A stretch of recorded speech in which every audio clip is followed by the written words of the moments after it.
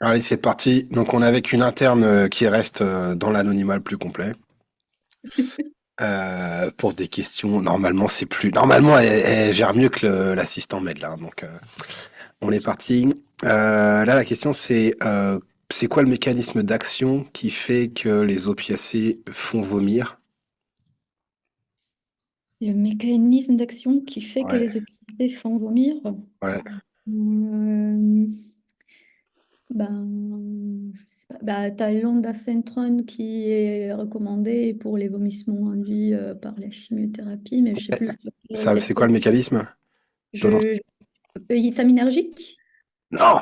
C'est Non. sérotoninergique, c'est un 5-HT3. Pardon. Oui, voilà. Oui, ok. 5-HT3 bloquant et bah, ça répond à la question en fait. Les récepteurs 5-HT3, tu sais où est-ce qu'ils sont situés quand ils sont impliqués dans le vomissement?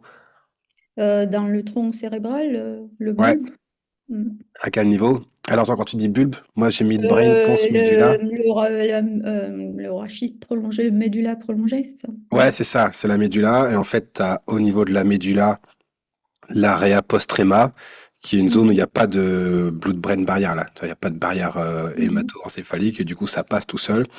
Et les 5-HT3, c'est des récepteurs ionotropes, donc ça s'active Mhm. très vite. Du coup, ça fait Mhm. gerber. Et en fait, c'est ça qui se passe, c'est que les opiacés, ils vont stimuler ces récepteurs.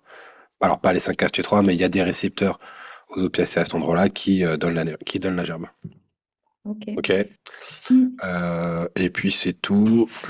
C'est quoi les symptômes d'un surdosage en opiacés? Bon, Ça, c'est quand même vas-y. Allez, vas-y, vas-y. surdosage à un opiacé. Ouais, Tu vas voir les pupilles en point. Comment on appelle ça? Désolée, je suis ouais, un tu peu, vois. un peu stressée.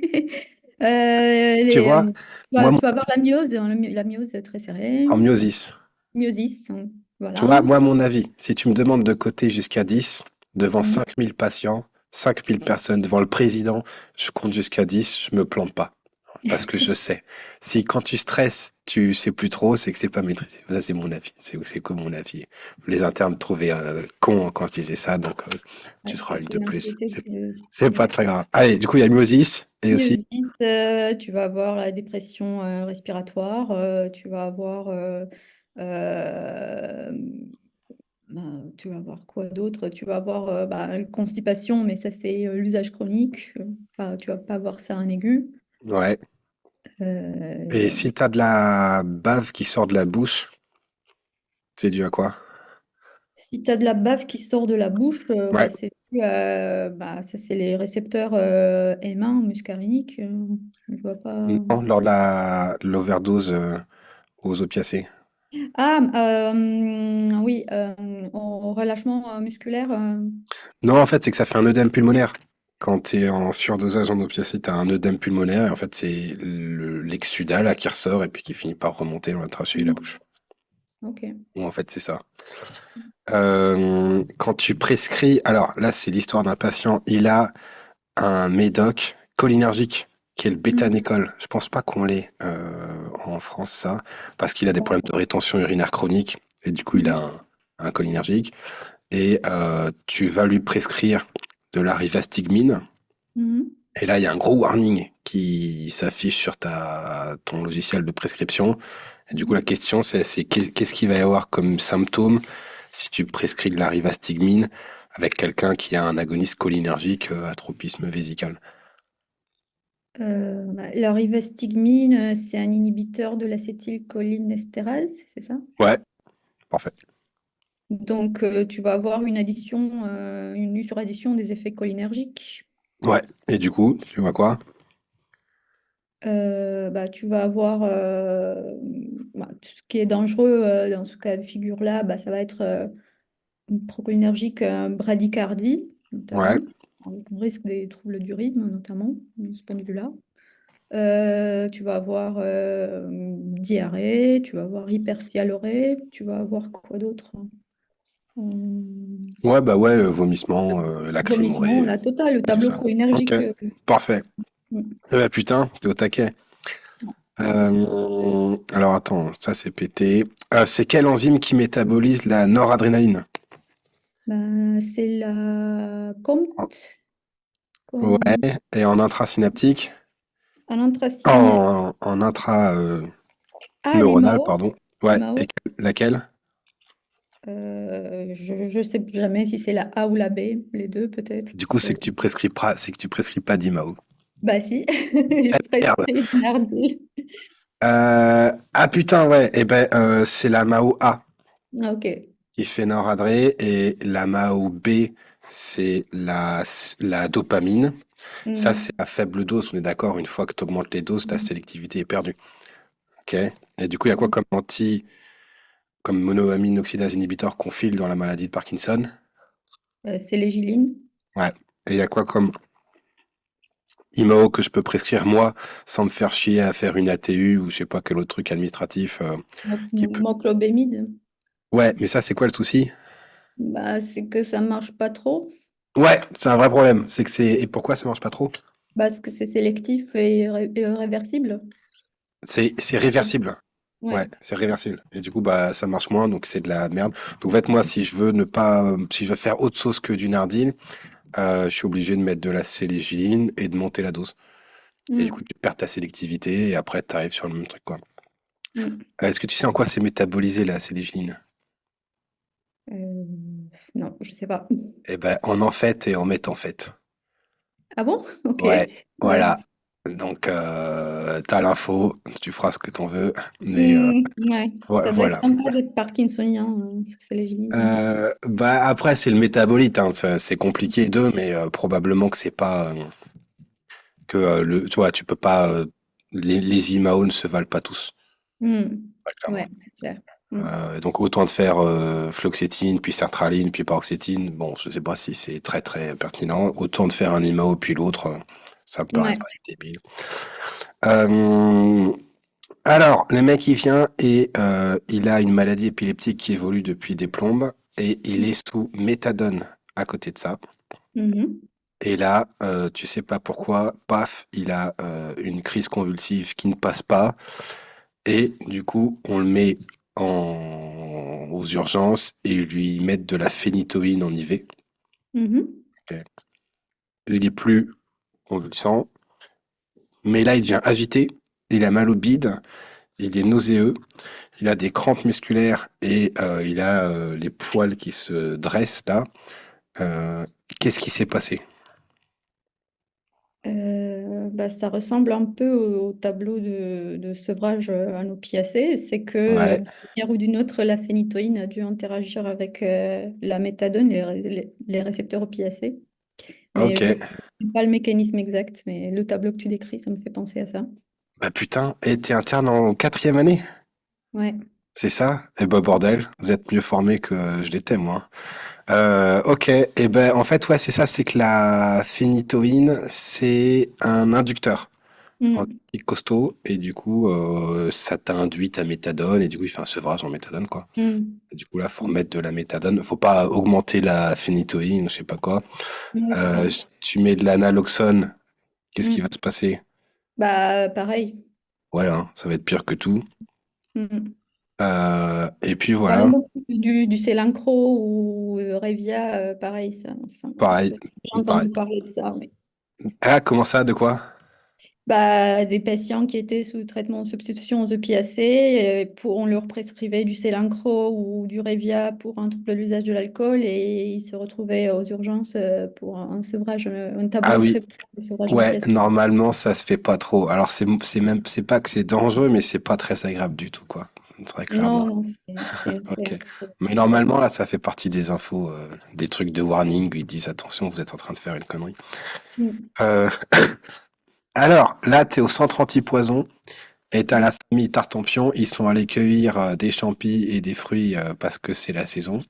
Ouais. Et horreur, ils ont tous la gerbe, ils Ouais. ont tous mal au bide, ils vomissent, ils ont la chiasse, c'est une catastrophe. Il y en a un qui est carrément confus a priori, et l'autre, il y a son asthme qui a flambé.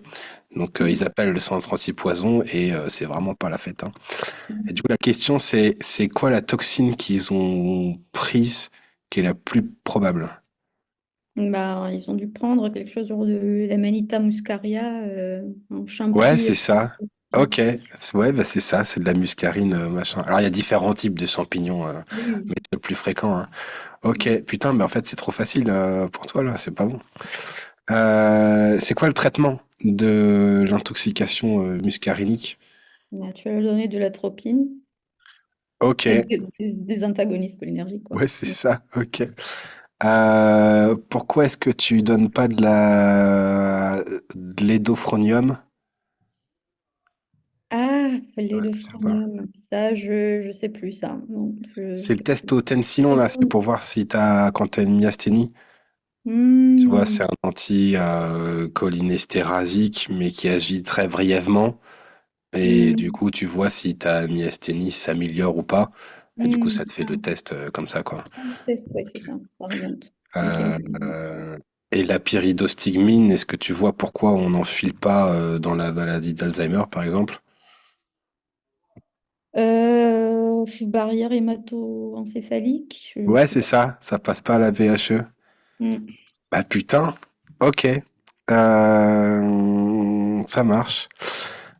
C'est quoi la drogue d'abus là qui donne de la benzoylgéconine en métabolite?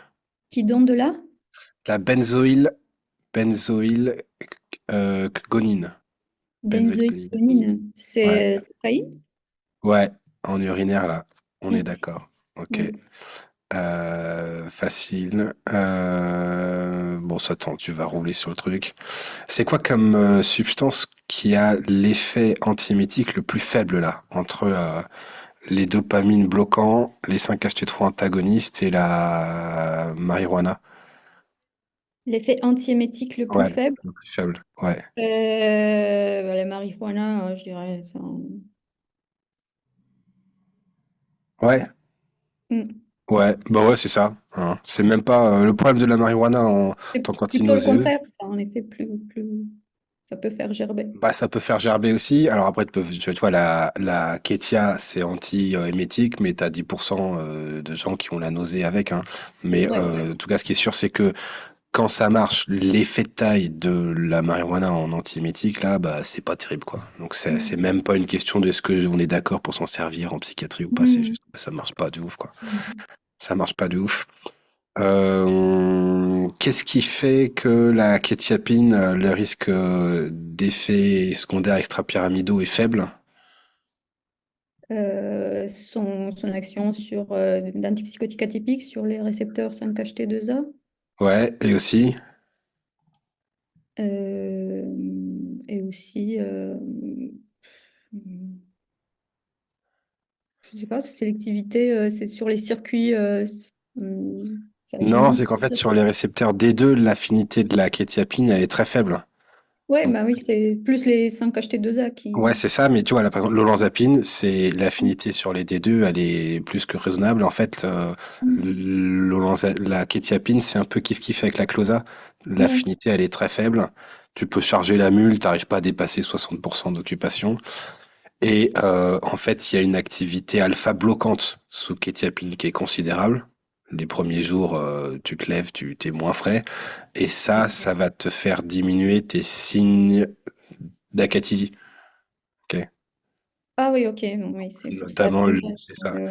ça peut marcher, même les bêta-bloquants dans la cathésie. Ouais, c'est ça. Alors, en fait, tu vois, l'hylopéridone, ils sont obligés de l'en faire en LP Mm. parce que ça fait des hypotensions de malade. Sinon, donc, ils Mm. ont été obligés de faire ça. C'est le même système LP que le Concerta, là, c'est Oros. Mais par contre, la cathésie avec l'hylopéridone, c'est la cathésie le plus faible, la Mm. plus faible qu'il y a dans les neuroleptiques, quoi. Donc, Ketia, t'as le fait que les récepteurs D2 sont pas forcément très liés, c'est très anticholinergique, et puis c'est anti 5-HT2A aussi, Mm. et c'est alpha bloquant. Donc en fait, t'as pas grand chose pour faire des symptômes extra-pyramidaux, sauf que dans l'étude de la kétiapine, t'as 10% de symptômes extra-pyramidaux chez les gens qui ont le truc, donc c'est un peu plus compliqué que ça. Ouais. C'est quoi le métabolite de la dopamine qui est dosable dans le CSF? Dans le CSF, métabolite et dopamine. Ouais. Non, ça c'était les norépinéphrine, l'acide vanillemandélique ou un truc comme ça. Non, c'est pas ça. Ouais, et ça, c'est dans l'urine aussi, Ça c'est l'acide dans l'urine bénylolique. et c'est dans le CSF aussi? Un peu, sauf erreur de ma part. Je suis pas sûr Mm. de 100%. Ok. Mais c'est la Mm. noradrée, ouais. Mm. Non, je sais Et, pas pour le et CSF. ben, c'est l'acide homovalinique. Ah, homo-vanillique, bon, c'est la même Voilà, famille. Mm. à savoir. Et de la sérotonine dans le CSF, Je sais pas. et ben, c'est 5-HIAA, c'est le 5-hydroxyindole Ah, le acétique l'indole. acide. Ouais, Ouais. ok. Mm. C'est celui-là parce que celui-là, faut le savoir parce que c'est le truc le plus retrouvé entre guillemets. Tu vois, quand il y a les morts violentes ou la violence, sans qu'il y ait de dépression ou quoi que ce soit d'ailleurs, c'est Mhm. des gens chez lesquels la concentration dans le CSF de 5-IAA est la plus faible. D'accord, ouais. Donc ça peut induire une confusion par rapport au risque d'un décès par suicide. C'est ça un peu l'idée? Ou... Non, c'est vraiment de la recherche qui sert à rien parce que ça aboutit à Mm. quoi ça n'a abouti à rien d'utilisable en pratique. C'est juste que Mm. bah, le fait d'avoir une carence en 5-HIAA dans le CSF, ben, c'est retrouvé chez les gens qui sont décédés de suicide, mais de suicide plutôt violent, et de Mm. gens qui étaient violents sans qu'il y ait de problématique de suicide ou qu'il y ait de Ok. problématique de Mm. dépression. Et du coup, en fait, D'accord. c'est marrant parce que le métabolisme de la sérotonine, ça a été retrouvé dans deux trucs qui n'ont rien à voir avec la dépression. C'est Mm. encore une espèce de petit coup de massue sur la théorie sérotoninergique de la dépression là. Euh, Est-ce que tu sais faire la chaîne enzymatique dopamine vers, enfin, phénylalanine jusqu'à noradré? Euh, non, ça commence à partir de la tyrosine, c'est ça? Ou la... Ouais, tu le vois, tu le vois là sur mon machin? Je vois, ouais. Mm. C'est superbe. Tu prends la tyrosine et du coup la Ouais. tyrosine c'est un acide aminé, on est Mhm. d'accord? Mm. Attends, je vais te retrouver moi parce que je sais pas si j'ai pas une bonne image. C'est un acide aminé, et du coup, tu as un acide aminé avec un groupement NH à un Mm. endroit, et puis un groupement carboxyle. OK? Mhm. Donc, une liaison covalente avec OH. Et en fait, là, c'est ta tyrosine, et la tyrosine, elle est créée à partir de la phénylalanine. OK? Mhm. Et la phénylalanine, c'est la tyrosine, mais sans groupement OH. OK? Ok. Donc, en Donc, fait, biochimie, première que année. ce que tu as fait, ouais, mais tu vas voir, c'est pour ça que ça sert. C'est pour ça que ça sert. Je suis pas un fan de BIOS non plus, mais Mm. en fait, attends, parce que moi, j'ai pas eu mon truc. En fait, tu prends ta phénylalanine qui ressemble à rien, et puis tu mets un Mhm. groupement OH là, et ça te fait ta tyrosine, et du coup, tu as fait ça avec la phénylalanine hydroxylase. Ok, tu Mhm. as rajouté un groupement Ouais. hydroxyle. Et après, avec la tyrosine, tu fais la tyrosine hydroxylase et paf, Mhm. tu rajoutes un autre groupement hydroxyle. On est d'accord? Et Ouais. ça s'appelle la DOPA. Et en fait, ça Mhm. s'appelle DOPA parce que DOPA, ça veut dire dihydroxyphénylalanine. Ok? Donc en fait, tout Mhm. prend sens. Après, tu n'as plus Ah, besoin de les ok. apprendre. Mm. Et la tyrosine hydroxylase, c'est le facteur limitant de la synthèse des catécholamines. On est d'accord? Mhm. Catécholamine parce que tu as un groupement catéchol et un groupement amine, hein, c'est tout. Mhm. Donc tu as ta dopa qui est là Mhm. Mhm. et nous on veut des monoamines. Ok? Ouais. Donc on va vouloir dégager le groupement carboxyle parce que c'est une monoamine qu'on veut et en fait bah, c'est là où tu as la dopa décarboxylase et ça te Yes. fait ta dopamine. Ok? Mhm. Et une fois que Ok. tu as dopamine, c'est la dopamine bêta hydrolase et ça fait une noradrée. En fait, là, ça va modifier ces trucs-là. Mais l'idée, c'est d'avoir en tête que tu as un acide aminé, tu l'hydroxyes une fois, deux fois, ça te fait ta dihydroxyphénylalanine. Et puis après, tu vires le groupement carboxyle et paf, ça te fait ta monoamine. C'est pareil pour la tyrosine, en fait. La sérotonine. En fait, tu as Mhm. le tryptophane, ça fait tryptophane hydroxylase, ça fait une 5-hydroxytryptamine. 5-hydroxytryptophane, donc Mhm. c'est le tryptophane juste Mhm. avec un hydroxyle, mais ça reste un acide aminé. Et après, il y a la tryptophane, la aromatique acide décarboxylase. Du coup, tu dégages ça et ça fait ta sérotonine, ta tryptamine, quoi. Ok. Donc moi, en fait, après en neurosciences un peu plus élevées, je trouve que ça sert. Sinon, tu t'en sors pas, hein. Mais de juste regarder les chaînes d'enzymes là, je trouve que Oui. ça sert. C'est quoi l'enzyme qui est le facteur limitant de la synthèse de la tyrosine, de la noradrénaline, pardon. L'enzyme qui est le facteur limitant de la noradrénaline. Noradrénaline, bah, c'est la même, non? Parce que Ouais.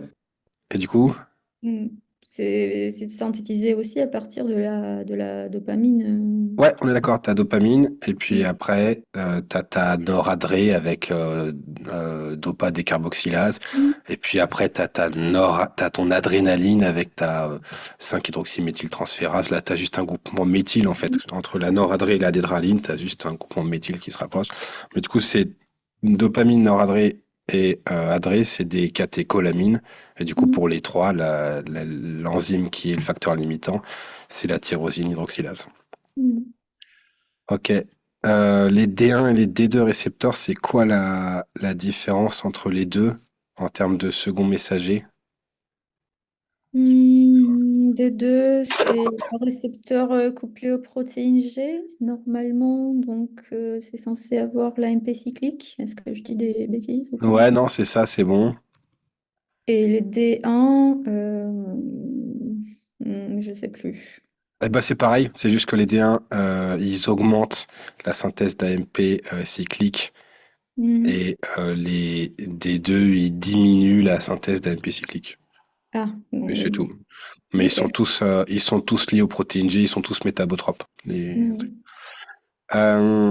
C'est dans quel tractus de dopamine que il y a, enfin, ouais, c'est quel tract de dopamine est responsable de l'élévation de la de la prolactine quand tu donnes des antipsychotiques?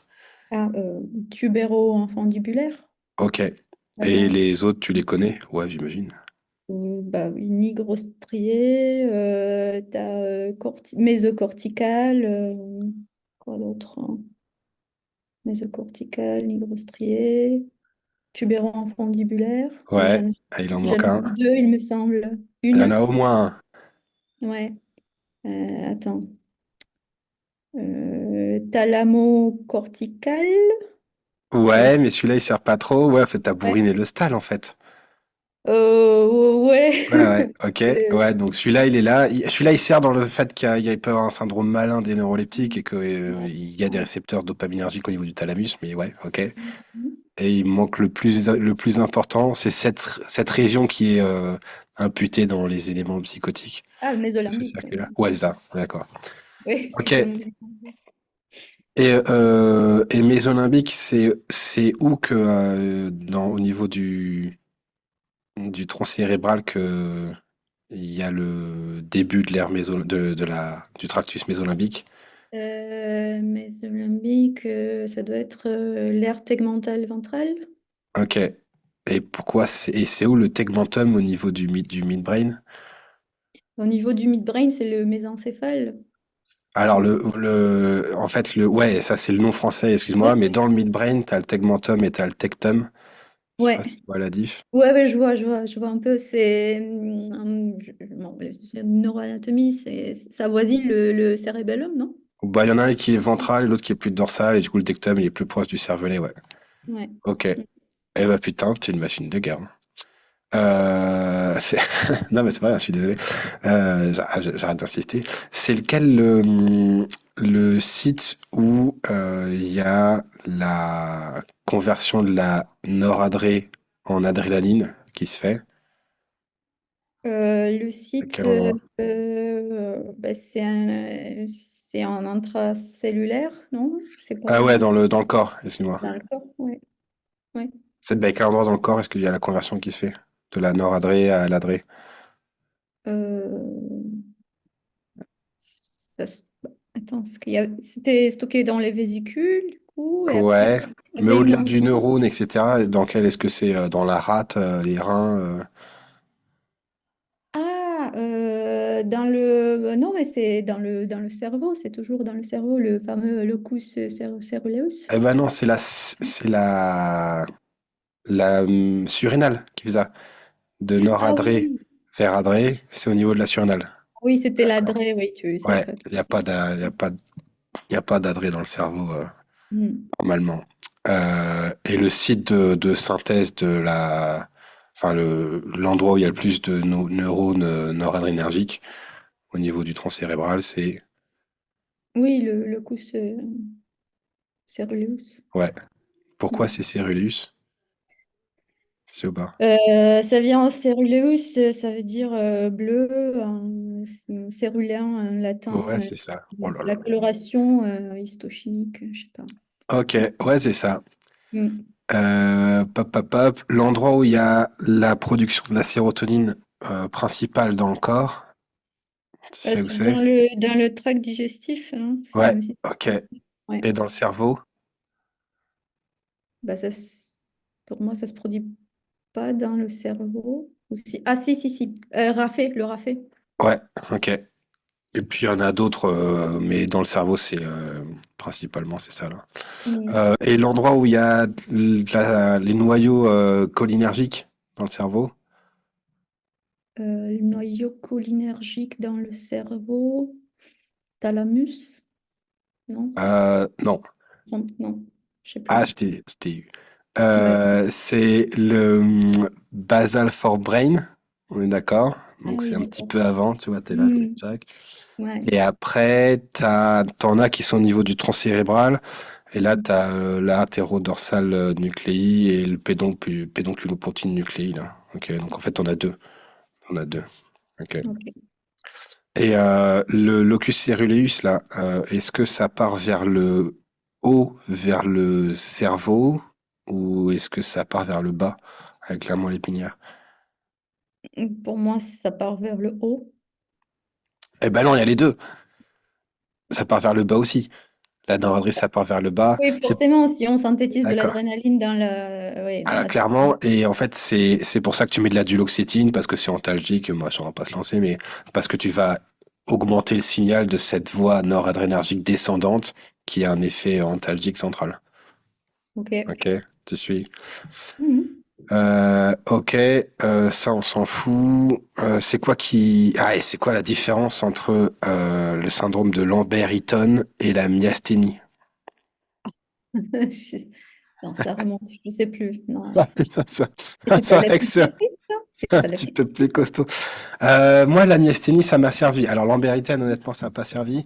La myasthénie, ça m'a servi parce que des fois, tu en as qui sont hypothyroïdiennes, toutes fatiguées de partout, et en fait, le médecin G, il en peut plus, et il a raison, et bah, des fois, tu as un peu des surprises, quoi. En fait, c'est que la myasthénie, c'est des anticorps anti-récepteurs à l'acétylcholine, Ouais. ok? Donc, c'est auto-immun. Mhm. Alors que l'ambériton, ça peut être auto-immun, mais surtout c'est para-néoplasique. Et en fait, le problème, c'est que l'ambériton, il n'y a pas de relargage présynaptique. Tu n'arrives pas à Mhm. faire fusionner tes vésicules comme il faut et hop. Du coup, tu as une déficience du signal cholinergique, mais qui n'est pas le même. Voilà. Mhm. Ok. Et est-ce que tu vois comment ça marche les gaz de combat? Les gaz de Genre combat, le oui. gaz sarin. Bah, ça suractivait l'acétylcholinéstérase, il me semble. T'as dit quoi, Non. ça suractive? L'acétylcholinéstérase. Eh ben, ça l'inhibe en fait. Ah, l'inhibe, pardon, oui. Ça L'inhibiteur l'inhibe. de Donc, tu as trop l'acétylcholinéstérase. l'acétylcholine, Ouais. donc tu te noies dans tes sécrétions et ça fait un peu comme avec le. Enfin, tu vois, tu as un Ouais. œdème pulmonaire et hop. Ok. Et la différence entre la toxine botulique et le tétanus, Mhm. Je sais plus. eh ben, la toxine botulique, c'est pareil, tu peux pas fusionner les vésicules, donc tu as une Mhm. déficience en transmission cholinergique, tu as une paralysie flasque. Ok. Mhm. Alors que le tétanus, c'est l'inverse, tu as un excès de signal cholinergique et du coup, tu es extrêmement contracté.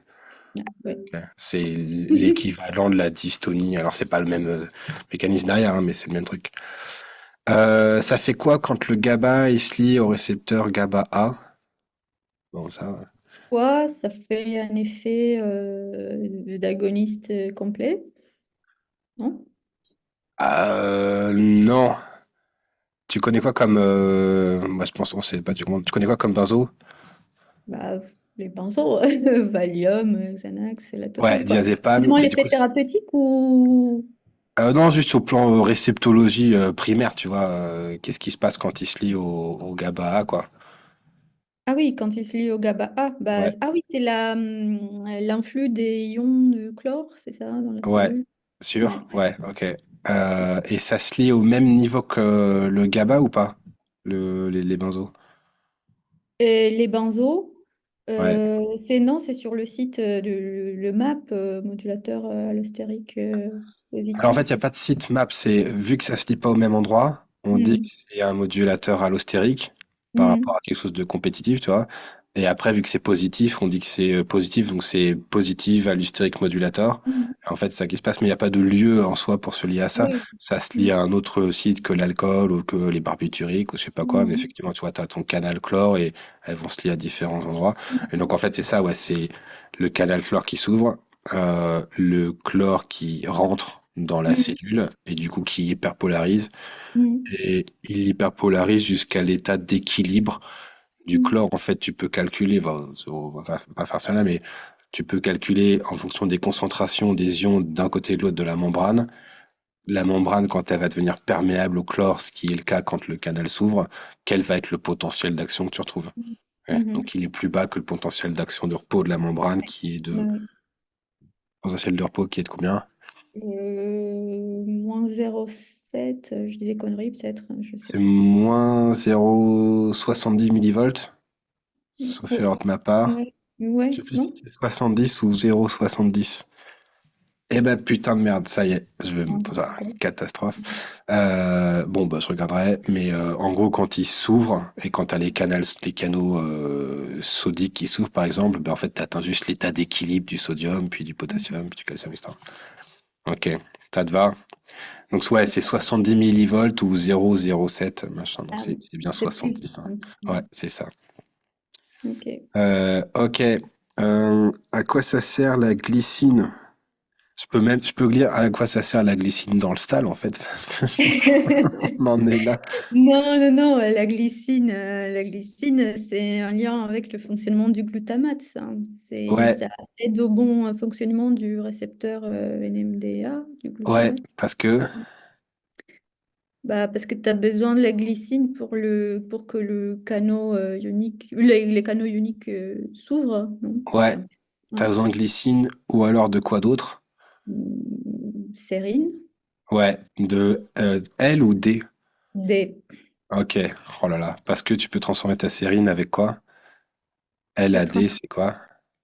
c'est l'énantiomère. Ouais, c'est une racémase qui fait ça. Oui, c'est ça. C'est kiff-kiff, Oui. ouais, c'est kiff-kiff. Ok, et donc pour qu'il s'ouvre le canal au NMDA, faut qu'il y ait un du NMDA, deux Mhm. de la glycine ou de la tessérine, et trois, Du glutamate. ouais, et mais on l'a dit, je crois, c'est glutamate, glycine, glycérine, et le dernier élément, faut que ça s'ouvre. Les ions Attends, magnésium, il me semble. Ouais, mais C'est c'est pas un ion en fait, magnésium. c'est un espèce de bouchon là, comme Ouais. ouais, qui doit partir. Et Mhm. pour comment est-ce qu'il Mhm. fait pour partir? Comment il fait pour partir? Il me semble qu'il y avait quelque chose qu'il enlevait, mais je sais plus quoi Bah, c'est exactement. quand c'est dépolarisé en fait. Mm. Ouais, donc en fait, faut que tu aies ces trois éléments-là pour que ça marche. Mm. Euh, Il y a quoi comme alors, il y a quoi comme molécule qu'on a qui va inhiber la capture de la glycine? Qui va inhiber la récapture de Ouais, la dans glycine. les synapses du enfin dopamine, glutamétergique où il y a du NMDA récepteur Hmm. partout. Alors, la seule à laquelle je peux penser, c'est la closa. Ouais, parce que tu sais que c'est celle qui, il y en a qu'une qui marche comme ça ou tu savais que ça faisait ça? Bah non, mais parce que moi, je sais qu'on parle de plus en plus du rôle de la closa en tant que modulateur du glutamate. Ouais, c'est ça. Ouais, c'est ça. C'est un GLIT1 inhibiteur. Et du Mm. coup, GLIT1, c'est glutamine transporteur et c'est ce qui Mm. récapture la glycine. Et en fait, il y a la sarcosine qui fait ça aussi. C'est pas un des deux bloquants, hein. Mais tu as deux, trois papiers où si tu es en mode cata, le gars, il veut pas de closa. tu peux pas sismer, tu peux rien faire. Et Mm. ben, tu peux mettre de la sarcosine en adjuvant à, je sais pas moi, du risperdal, et il y en a que tu rattrapes un peu. Donc là, J'ai jamais vu ça dans le clinique, ouais, mais bon, on n'aura pas ça dans le Vidal, hein, mais tu vois, ça fait partie des trucs qui peut-être oui. pourraient se discuter. Donc voilà, hop. C'est quoi qui fait que la dopamine va avoir son activité terminée là, la dopamine intrasynaptique? La dopamine Ouais, intrasynaptique, qu'est-ce qui fait que ça s'arrête? la récapture Ouais, ok. des Et aussi? vésicules de stockage. Ouais, tu recaptures, puis tu la fous dans tes vésicules, machin. Mm. Ok. Et Mhm. puis aussi? Et puis l'action des enzymes, là, les COMT, non, c'est pas Ouais, les. ok. Ouais. Et ça fait quoi ça, la COMT? Euh, décarboxylation, je sais plus ce que Non, ça fait. bah c'est catéchol O méthyltransférase. Ah oui, Donc voilà. en fait, Mm. c'est juste, voilà, tu mets tu transfères un groupe en méthyle. Et puis c'est tout. Et ben écoute, je sais pas si on va pas stopper. Dans la maladie d'Alzheimer, il y a quoi comme récepteur qui est le plus, allez, comme neurotransmetteur qui est le plus manquant, qui est le plus déplété, là où il y en a le moins? L'acétylcholine. Ouais. Et c'est quel type de récepteur qui est impliqué dans la maladie d'Alzheimer? Euh, Entre les deux récepteurs à la l'acétylcholine? muscarinique. Bah ouais, hein. Nicotinique, j'imagine qu'aussi, mais musculairement, je crois pas qu'Alzheimer ce soit majeur. C'est quelle molécule qui donne des métabolites qui ressemblent, voire qui sont des amphétamines? Bon, ça on l'a fait tout à l'heure. Oui, tu l'as fait tout à l'heure, mais je pense que j'ai déjà oublié, mince. Ah merde, c'est un IMAO. Ouais. Non, mais c'est les Gélines. Ouais, ok. Et il y a quoi d'autre comme IMAO? Bah, t'as la phénelzine, le nardil, Ouais. t'as le marsilide, hyproniazide, hémoclobémide, clamine, Et celui qu'on n'a pas en France, quoi qu'on fasse? celui, Si tu vois. hyprolamine. Attends, j'oublie son nom. Ouais. C'est- Attends. Il y a Siri qui s'est activée. Ouais, je vois ça, ok. Je sais plus, non, j'ai un lapsus là. C'est tranilcypromine. Anylcitramine, Je sais voilà, pas ouais. si c'est ça que tu cherchais. Ouais, c'est Non, ça. non, je cherchais pas, j'ai rien dit, c'est activé automatiquement, hein, Ouais. j'ai. La tétrabénazine, ça fait quoi? Comment ça marche? La tétrabénazine, Ouais. je Ah, t'en saurais as pas te peut-être. dire. C'est vrai, Non, t'en as pas vu. Et la 2-tétrabénazine ou la valbénazine? non Qu'est-ce que plus. c'est? Ah putain, bah cool, t'es pas venu pour rien, j'avais les boules. Euh, Bah, c- oui. c'est un inhibiteur de la VMAT2. Je sais pas si tu vois ce que ça fait, la Ah, VMAT2. les vésicules de stockage des neurotransmetteurs, c'est ça? Ouais, c'est ça. Mhm. Du coup, tu bloques ta VMAT2, du coup, tes vésicules, elles traînent dans le neurone présynaptique et du coup, elles se font bouffer par là. Enfin, les monoamines traînent dans le réticule présynaptique. Bah, Et du coup, c'est le métabolisme de l'amphétamine, non? C'est l'amphétamine qui non, agit aussi. sans en fait, quand tu mets un VMAT2 inhibiteur, genre la tétrabénazine, là, les monoamines, au lieu d'être protégées dans les vésicules, elles sont libérées dans le neurone présynaptique et Mhm. leur espérance de vie est très mauvaise, là. Et est-ce que tu vois pourquoi? Parce qu'elles sont, parce qu'ils ont accès à, ils vont être métabolisés Ouais. par le compte. Oui. Mm. Eh ben non, la compte, c'est Non, en extrasynaptique. c'est un En extrasynaptique, ouais. intrasynaptique, c'est la MAO. C'est la MAO, oui. Ouais, donc en fait, c'est là que ça se passe. C'est pour ça que les IMAO, ça marche pas comme le reste, c'est que ça t'augmente aussi tes concentrations de monoamine en présynaptique. Mhm. Ok. Là où d'autres trucs, tu peux mettre ce que tu veux, c'est que la capture, donc t'en as que en intrasynaptique que ça monte, quoi. Ouais, ouais, c'est vrai. Ok. Mm. Et tu vois le problème avec la tétrabénazine ou pas? Bah non, bah tu connais pas.